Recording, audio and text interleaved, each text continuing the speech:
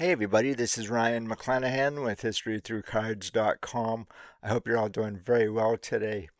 While I was at the National, I had a list with me of all the cards that I wanted for my collection, and within the first 20 minutes, I picked up probably what was the biggest card of my collecting career, if you will, which was the 1961 Fleer Jerry West. Man, that thing was expensive, but um, I really wanted this card for a very long time, and it really wasn't about the money.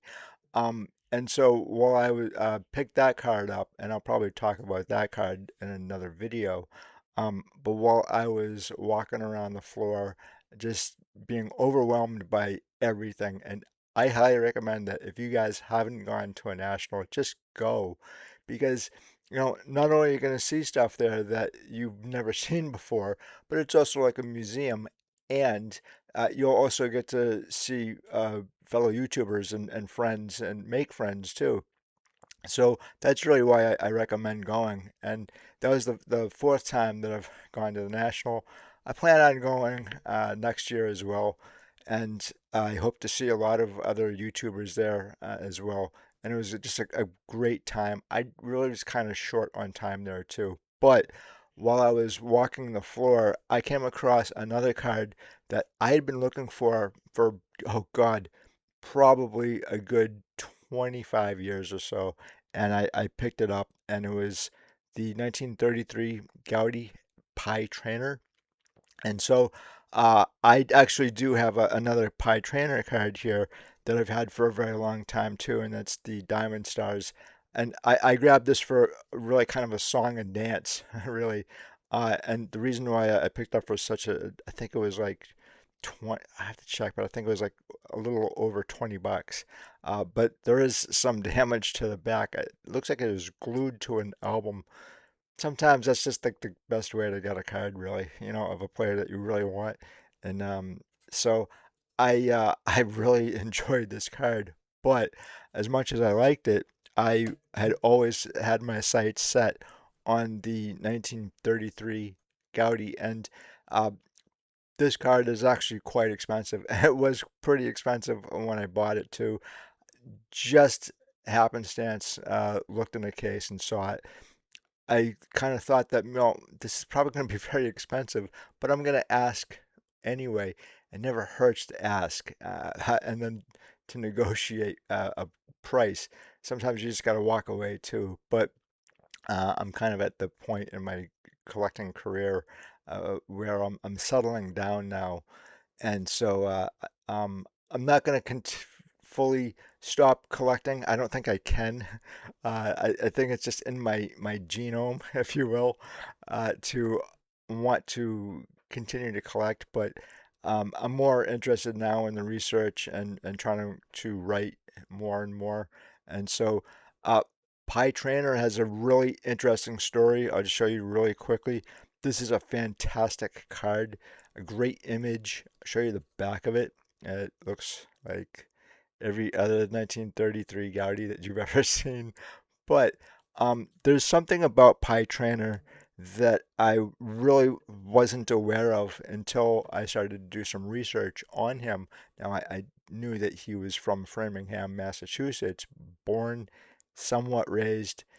His family moved from Framingham to Somerville. Yeah, that's Somerville. Probably when he was about 5 or 6 years old. And uh, he's obviously in the Hall of Fame. I think he has like a 320 lifetime batting average. Very, very solid ball player, third baseman. A lot of people say he was the greatest third baseman of his generation, and that's saying something because I kind of consider Brooks Robinson to be the greatest, and a lot of other people would disagree and say that Mike Schmidt is actually the greatest third baseman, and it really depends on the generation which these guys are in. So uh, all three could be correct, right? And obviously I have an affinity for Brooks Robinson and Pie Traynor has a very, very interesting story, beginning with, I think, this guy right here. If you're not familiar with this gentleman, this is Jake Powell, And this is a 1939 play ball, and it's a number one card in the set. And as I go through this with you guys, you're going to be astounded. I think a lot of people here probably know about Jake Powell and the stuff that he caused, the shit, if you will. I don't know how many other cards that he's in, but his story is unbelievable. And so I'm going to kind of lead you into that and follow it through Harold Pie Traynor here.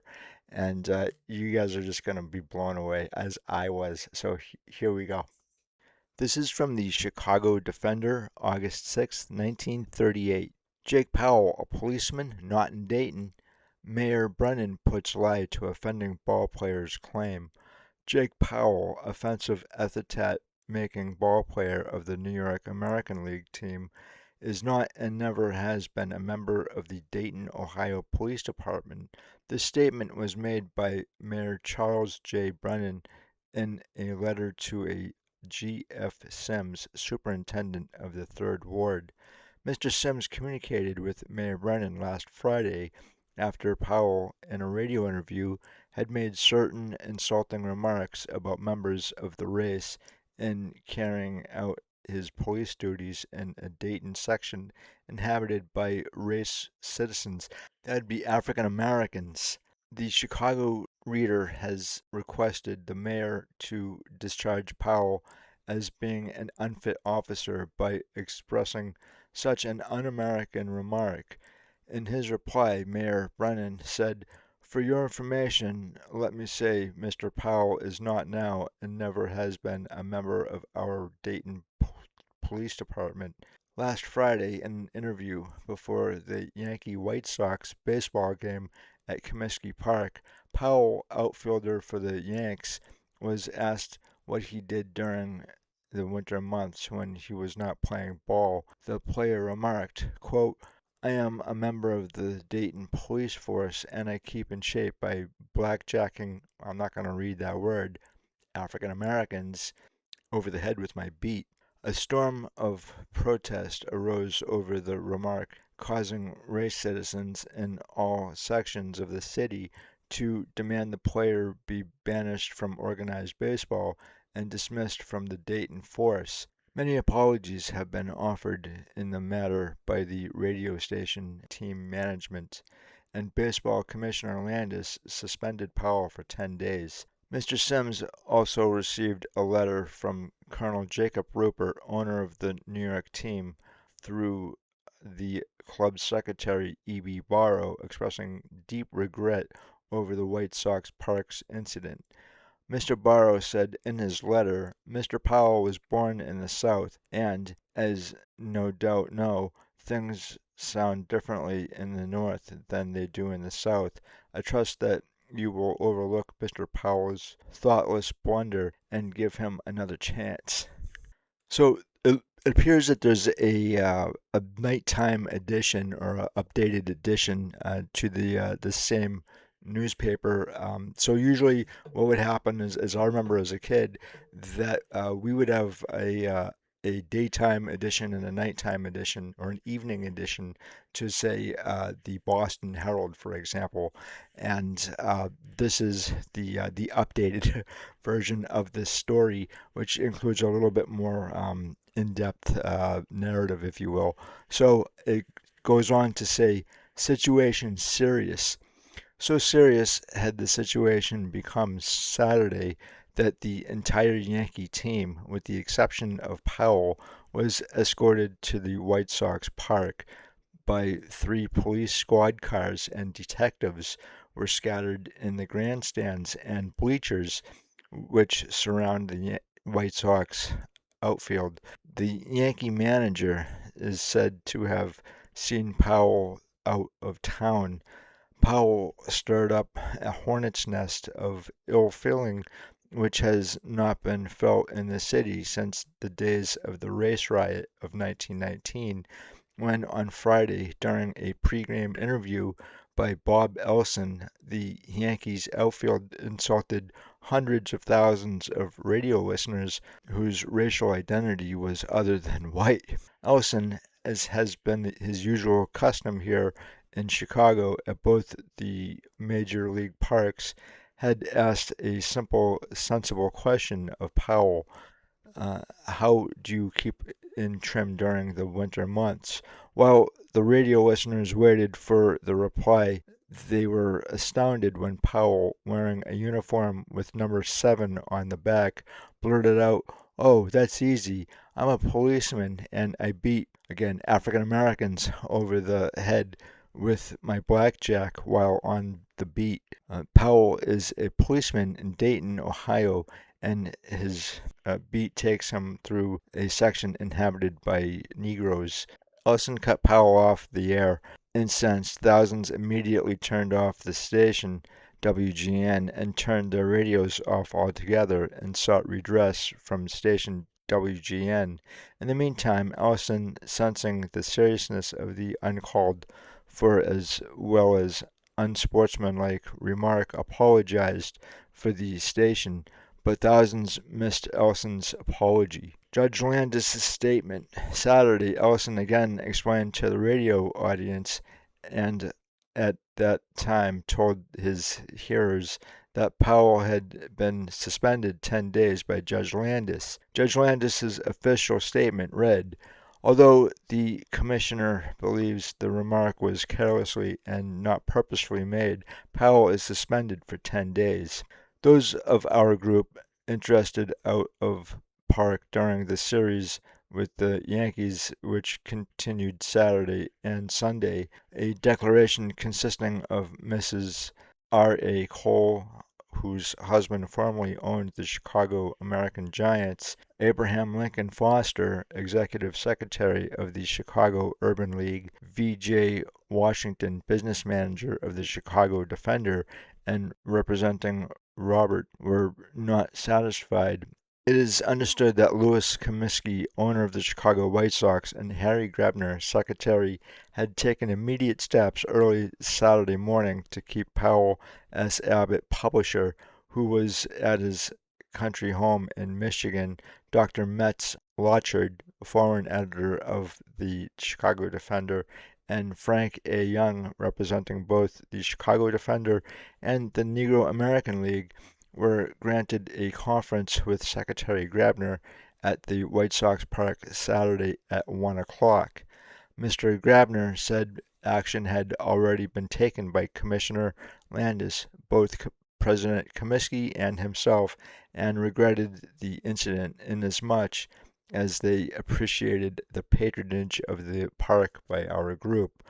It was suggested to Mr. Grabner that interviews of players from the park by radio announcers should be discontinued unless the player's answer could be read and censored by the announcer.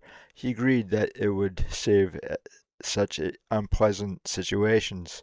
Bob Ellison, WGN sports commentator, made the following statement to the Chicago Defender.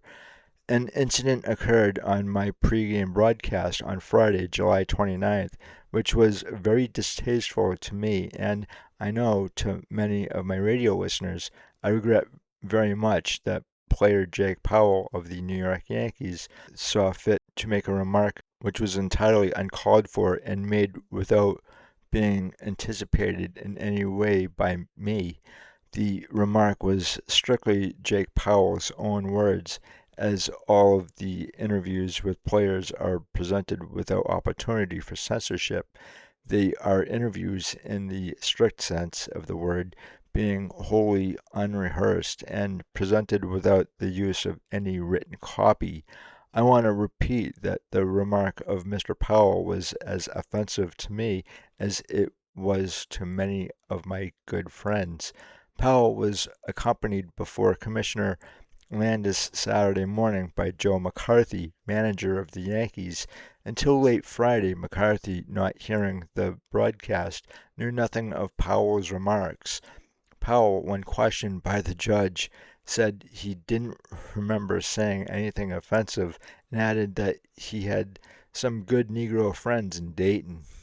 McCarthy, who was deposed as manager of the Chicago National League club before he became Yankee manager, went to the Cubs from Louisville and was bitter when besieged by newspapermen Saturday morning. He placed all the blame on the radio station. The players do not want to engage in these broadcasts, said McCarthy. In fact, most of them are afraid of them, but they are preferred until finally one of them gives in. Then, in an unguarded moment, something is said, maybe only in a joke, but it's taken the wrong way, and then there is trouble. Asked what about Powell's remark, McCarthy said he didn't hear it and he was on the field. I don't know what Powell said, but whatever it was, I'm pretty sure he meant no harm, said McCarthy. Perhaps he just meant to get off a wisecrack. So the radio people ran off cold with apologies, and I'm out of ball player for 10 days in the thick of a pennant race. McCarthy was asked what he meant by Powell didn't mean any harm. He failed to answer that question. He went on to say that he would not permit any of his players to do any broadcasting in the future unless made from a prepared script. Later, it was understood, although it could not be verified from the commissioner's office, that Judge Landis plans similar action to apply to all ball players. So apparently, the Jake Powell situation in late 1938 that didn't go away in 1939. And what is kind of interesting here is that the Daily Worker had a very interesting article from September 1st, 1939, in which it states, Pie Traynor, Pittsburgh players blast Jim Crow. Fifth National League manager to come out against discrimination. Manager Pie Traynor of the Pittsburgh Pirates has joined 8 other big league managers in condemning the discrimination against Negro players and how. Read his clean-cut statements on the subject to the right, which I'll do that in a minute. Traynor's answer wound up the poll of National League managers conducted by Wendell Smith of the Pittsburgh Courier. Very, very famous writer, and he's actually kind of in the movie 42. Anyway, it goes on to say of the 8 managers, 5 stated outright that they would hire Negro players if given permission by the owners. 2 admitted that Negro players were good enough to come in but didn't commit themselves on their own stand, and 1 who also admitted that many Negro stars could make the big leagues came out against it. The 6 in favor are Bill McKechnie of Cincinnati, Leo DeRocher of Brooklyn, Doc Prothro of Philadelphia, Gabby Hartnett of Chicago, and Traynor. The 2 who didn't commit themselves were Casey Stengel of Boston, that'd be the Braves, and Ray Blades of St. Louis, and that would be the Cardinals, I believe. The dissenter was Bill Terry of the Giants. All agreed that the problem was strictly up to the owners. Players of all the teams interviewed were unanimous in their praise of Negro players and their belief that they belonged in the majors. Some typical comments by players of the Pirates. This is Archie Vaughan. I think Bell, Page, Gibson, and Mule Suttles could have made the big leagues easily.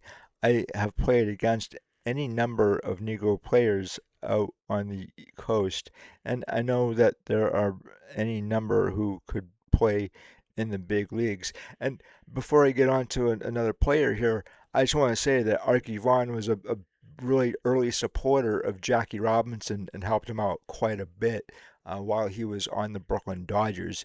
And that's something that is rarely said about Archie Vaughan.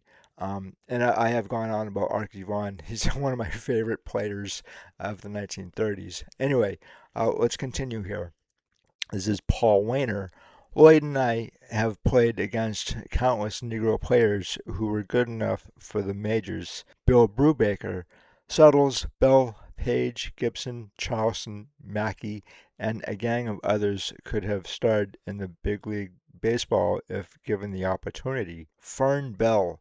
Turkey Stearns was the great all-around ball player I have ever seen, and many others I've played against were certainly good enough to play in the majors. Coach Honus Wagner. Down through the years, I have seen any number of Negro players who should have been in big league baseball. The Pirates, like all other National League players, have no use for undemocratic discrimination in American sports. The long fight to end this disgrace to our national pastime may be climaxed successfully this winter at the National and American League meetings. And then Pie Traynor says specifically, manager of the Pittsburgh Pirates, and at this point in time, he says, while the owners have never taken the question up that I know of, there is no doubt that they all realize that the Negro player will have to be considered in the future. I'd name Page, Grant, Bell, Mackey, Moore, Rogan, Gibson, Mule Suttles, and Rube Foster as ball players who could have made the major leagues had they been given the chance.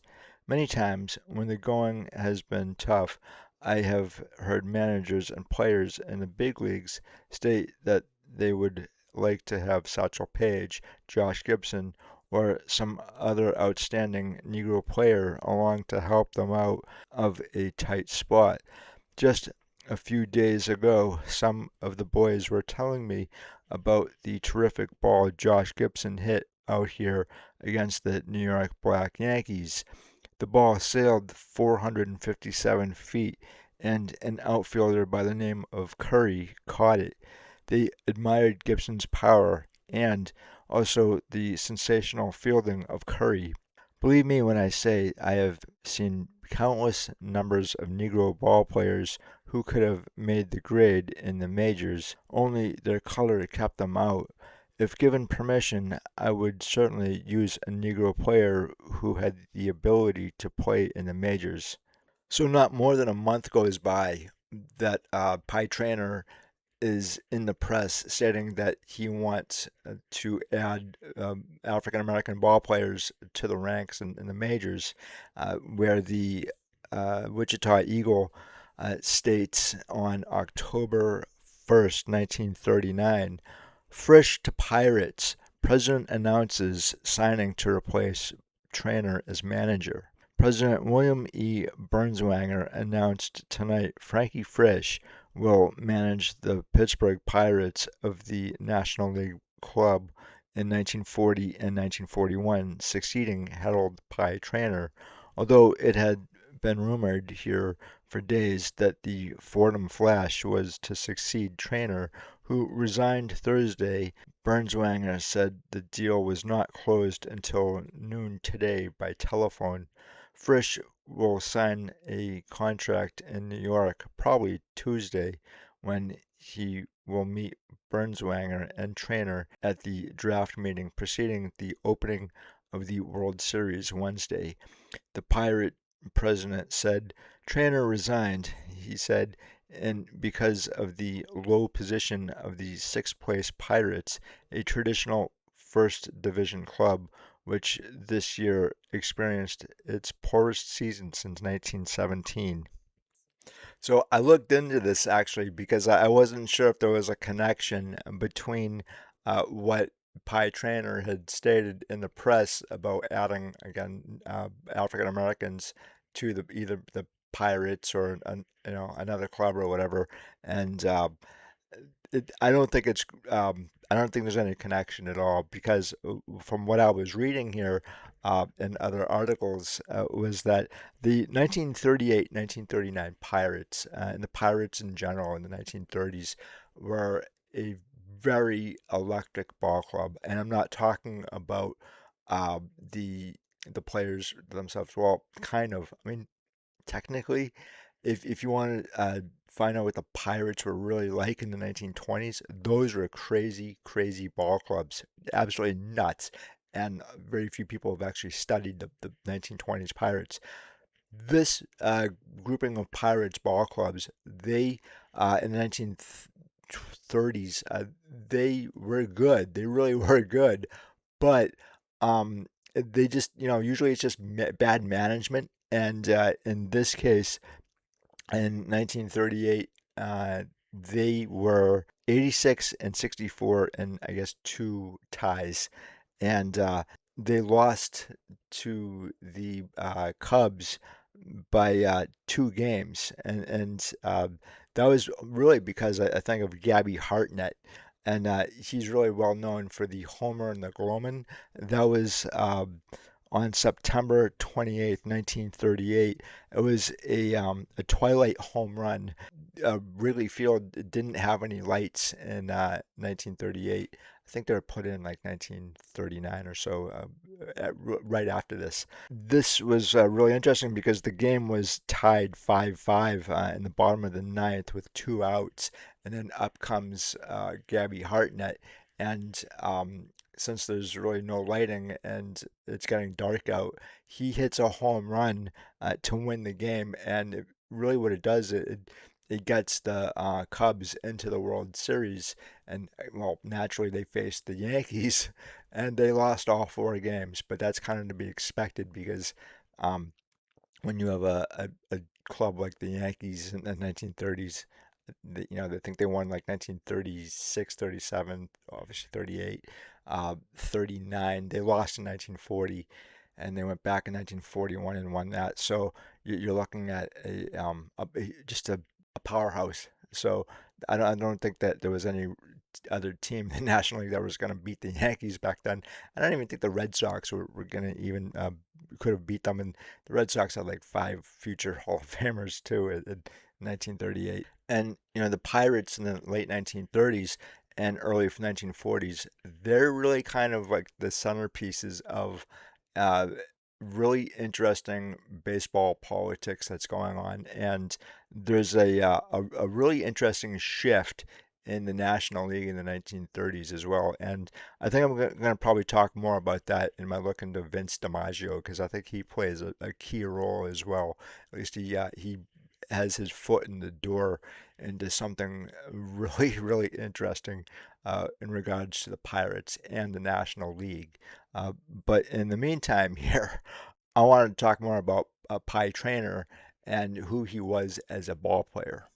This is from the News Times, Danbury, Connecticut, March 21, 1972. Death Takes Old Friend, Pie Traynor by Lester J. Biederman.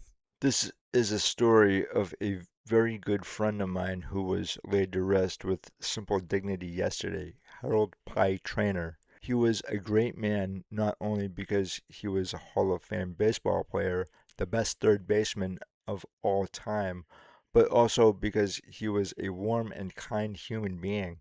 For all of his greatness in baseball, he never lost the common touch. Pie Traynor played his last game for the Pirates in 1935 and managed the Pirates for the last time as long ago as 1939. Yet, almost 35 years later, his popularity in Pittsburgh was still both enormous and genuine.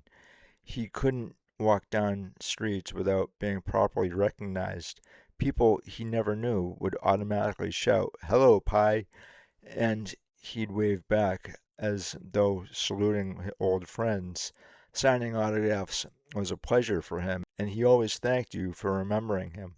Pye was one of baseball's great ambassadors of goodwill. He was a true blue superstar of the 1920s and early 1930s, and yet he never believed he was as good as everybody said he was. But he was the best, the very best, and a very humble man. In 1929, John McGraw of the Giants said Pie Traynor was the greatest team player in the game. In 1969, he was voted the greatest third baseman of all time. He was a solid gold Hall of Famer.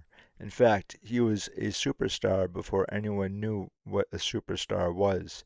At 72, he had distinguished gray hair and carried himself with all the bearing of a general and the grace of a man born to high society.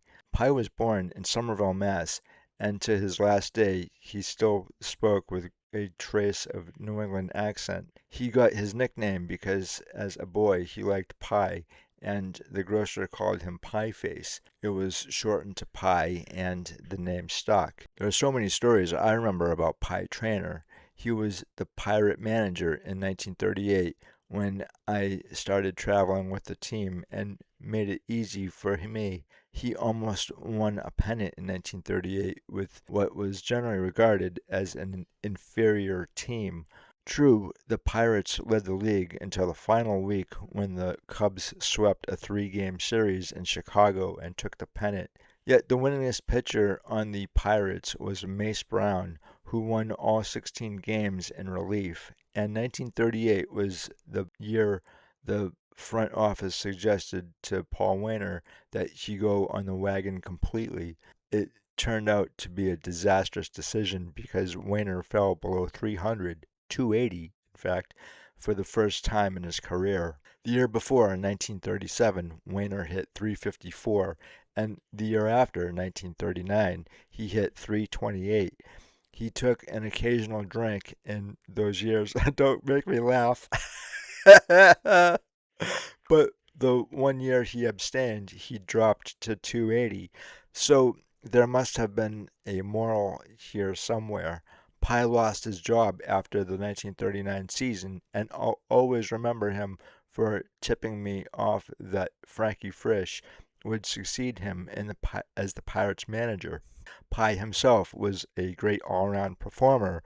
He played from 1922 through 1935 and posted a lifetime batting average of 320. In his last 10 years, he was under 300 just once. In those 10 years, he batted from 296 to 366. In 7 years, he drove in 100 or more runs. But batting was just one of the great assets of Traynor. He could run with the best. He had sure hands and owned a rifle arm. There just wasn't anything he couldn't do on the ball field. His top salary as a player was only $14,000, and he never held out. We always felt fortunate to play, he once told me. In the back of our minds, we always wondered if he didn't play baseball. Many old-time stars look down on the players today, but not Traynor. He often said it this way: I have a soft spot in my heart for the old-timers, but I also respect the kids playing today. In his later years, Pye was a pirate scout and often called upon to make speeches, which he enjoyed.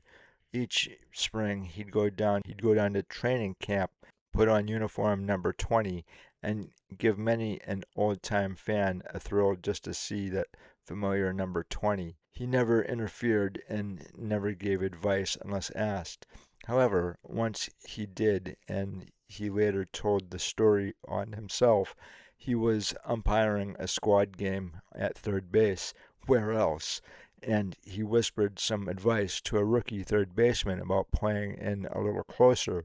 Instead of eagerly accepting this bit of info from the man who almost invented third base, the rookie turned around and snarled, "You play third base the way you play it, and I'll play it my way." The rookie third baseman is now out of baseball, where he belongs. There are a lot of little memories I have of Pie Traynor. In 1939, Pie and I took Bob Hope to a fight in Hollywood. Hope had just arrived there and to make his debut in the movies, and Hope was pointing out celebrities to us: Jack Benny, Jimmy Cagney, Andy Devine, etc.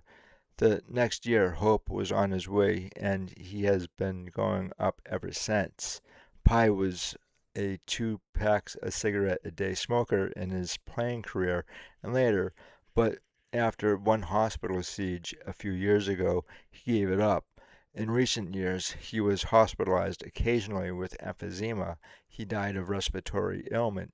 Pye once picked an all-National League team of his era, 1922 to 1939, and he had 10 Hall of Famers on the list. He picked Bill Terry, Rogers Hornsby, Glenn Wright, and Fred Lindstrom for the infield. Paul Wainer, Mel Ott, Eddie Roush, and Chick Haffey. I don't know about Chick Haffey, but different story. In the outfield, Gabby Hartnett, the catcher, and Carl Hubble, Grover Alexander, Lon Warnicki, and Dazzy Vance as the pitchers. Traynor often said the two best players he ever saw were Honus Wagner and Rogers Hornsby. He saw Wagner as a boy in Boston, and later Wagner was one of his coaches on the Pirates. Of Hornsby, Pye said, he never had an equal at bat for consistency, and he usually hit line drives. Plus, the fact that he was a remarkable second baseman.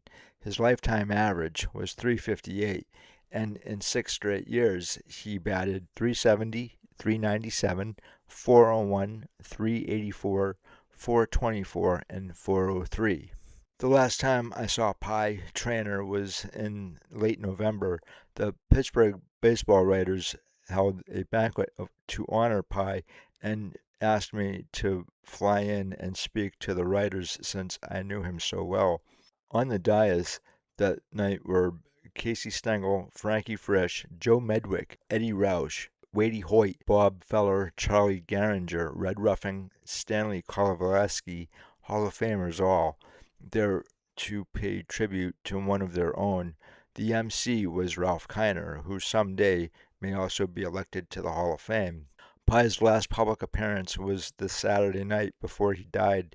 He flew up from the pirate camp in Florida to be inducted into the Fraternal Eagles Hall of Fame at a banquet in Pittsburgh by his good friend Murray Splain Jr.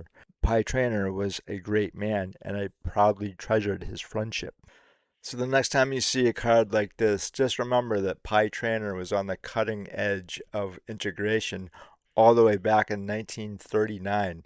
And he wasn't the only one, but he was pretty outspoken about it, as it appears in the press.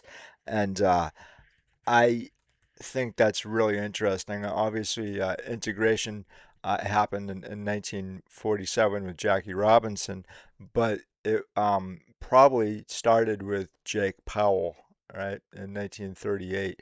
Clubs, especially the Pirates, they need to find other ball players, and some damn good ball players too in the Negro leagues. One thing that Buck O'Neill said was that he knew the Negro leagues were essentially dead when Jackie Robinson signed with the Brooklyn Dodgers, and so he wasn't wrong in that assessment. But integration would have happened, I think, anyway, uh, had Jackie Robinson actually not gone into the majors with the Dodgers. You already saw in the 1940s with World War II that the Navy was integrating. I think they had integrated um, probably about 1943 or so, 1944, and then uh, Buck O'Neill was in the Navy, and he had said some stories about his time in the Navy, and I think he was a petty officer at that point in time. Obviously, the Navy and all the military had integrated, and I believe like 1947 or so, uh, with Harry Truman. But I think it would have gone on anyway, just naturally, a natural progression. But getting back to Pie Traynor here, he definitely saw the writing on the wall in 1939. So it would have been interesting had you actually have a guy like Cool Papa Bell on a major league team, or Satchel Paige, right? But one really interesting article that I had read from SABR is that it had questioned whether or not Kennesaw Mountain Landis was a racist. This has always been something that's been talked about, I think, quite frequently, in fact. And my contention is that it was more the fans than anything that didn't want this, not really the players or the owners. Maybe some owners, but for the most part, it was definitely a societal thing, and society wasn't really there yet to integrate fully. Washington, D.C., I think Griffith Stadium maybe have been the first one it would to integrate. Um, but again, you have to kind of look at the time in which these things are occurring too, and not just solely focus on baseball. I mean, baseball and America marry each other, right? But uh, if you study baseball, you're also studying American history and what is going on in any particular era, and that's why I study these things because if I can study baseball, I can also study America too and society. After all, like this is something that is societal baseball. It should bring everybody together, right? Maybe not so now, but back in the 1920s, 1930s, and 40s and 50s when baseball was God, it was king, and football wasn't. Now it's kind of reversed.